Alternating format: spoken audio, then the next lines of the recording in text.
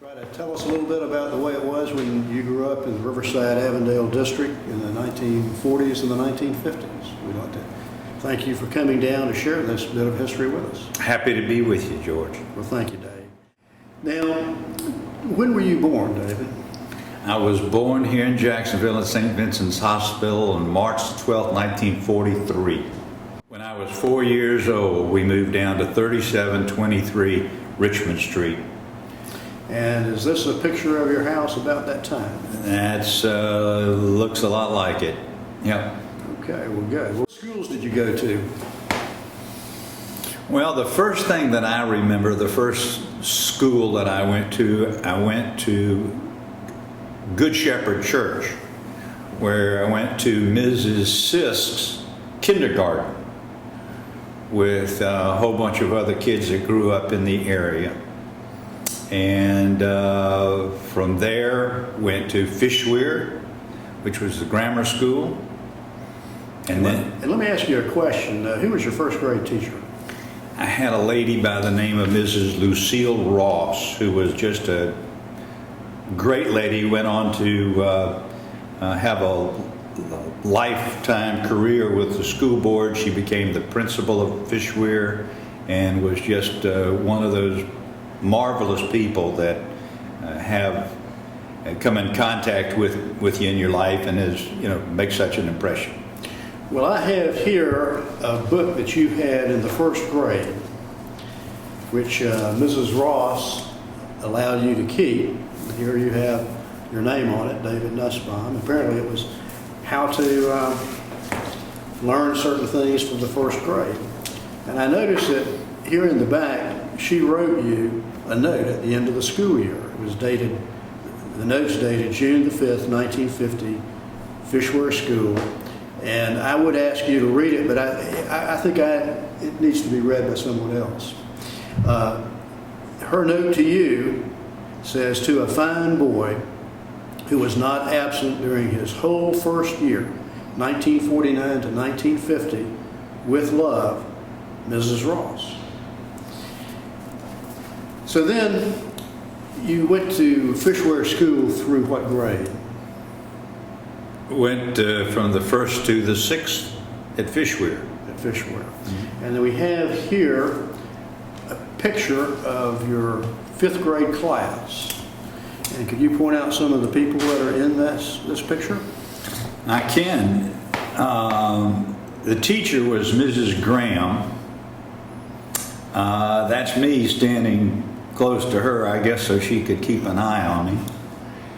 Finley Parker, Chuck Nieder, Raleigh Fagan, Doug Milne, Betty Gardner, Michael Fisher. Oh, I look at some of these. Sunny Storms, she was in kindergarten with us. David McCollum, John Long, Marguerite Comer. I can't believe I can remember so many of these. Jimmy Lafise, Caleb King,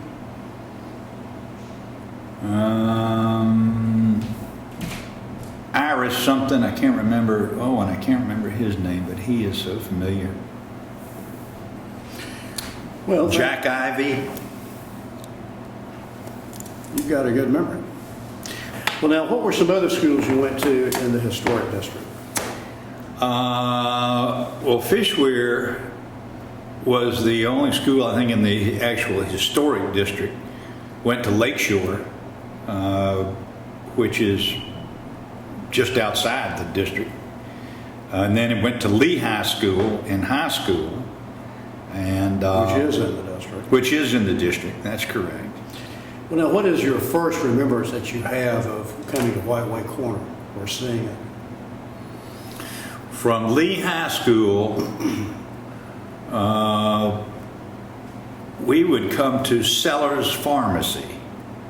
And Sellers was owned by a friend of mine, a fellow by the name of Tommy Owens. His father owned Sellers Pharmacy. He was a pharmacist there. And at one point at Lee High School, we had double sessions. And I remember Tommy and I would come over here and have lunch before we had to go to school. And that was when Cottony Tire was over on the other corner where where Walgreens is, and I can't remember some of the other establishments. American Office Supply, I remember that name. They were on the other corner. Yeah, right.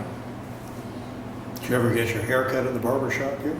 No, I always got my hair cut in Avondale, Mr. Humphreys, which Doug Milne can tell you all about if you ever interview him, because that was much closer for us riding our bikes, because we lived in Avondale. Well, now, David, after you started a business career shortly after you got out of high school, is that correct? I went to work with my family, who was in the real estate business, had a company called Nussbaum and Sons, and I figured that it was just a natural just to follow along in my father's footsteps, who had followed along in kind of his father's footsteps. Well, now, his father, from what I understand, owned something like 50,000 acres of land, or controlled it, pretty close to where the Naval Air Station is, running back to the Baker County line or something like that. Is that fairly correct?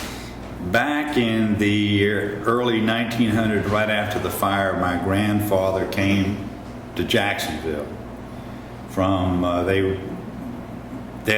lived in Savannah, and they also lived in Albany, kind of back and forth. I don't know, maybe they had who knows what.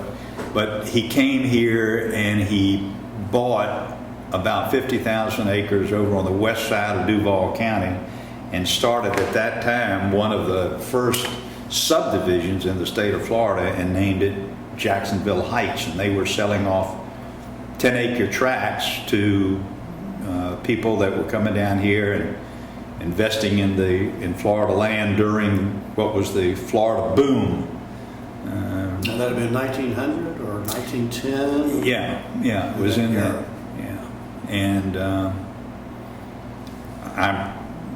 in my lifetime, can remember people that would talk to me and say, our family wouldn't be here if it hadn't have been for your family advertising in newspapers far and wide and attracting people to move to Jacksonville, buy some land, and start some truck farm or some other form of farming out there in Jacksonville Heights, which was then a day trip. It was all the property out around 103rd and Blanding and all that area out there. Now, when you bought your house on Ingleside, it was pretty close to where your best friend lives. Was that by happenstance, or was that a planned event? No, you talking about Stu Irwin, probably, right, who lived across the street on Hedrick. But we were just looking for a house over there, and at that time, I forgot what they were asking for, but I remember we paid $29,000 for that house. Do you remember what year that was? In probably 1970, 71, something like that. And I remember I offered them, the Kinnemers lived there, Guy Kinnemer, who used to manage the Florida Theater. And I remember I'd offered him something like $23,000, and I thought my wife was going to go through the roof because she thought that was so low. But we paid $29,000 for it. And needless to say, the values over there aren't anywhere close to what that is today. And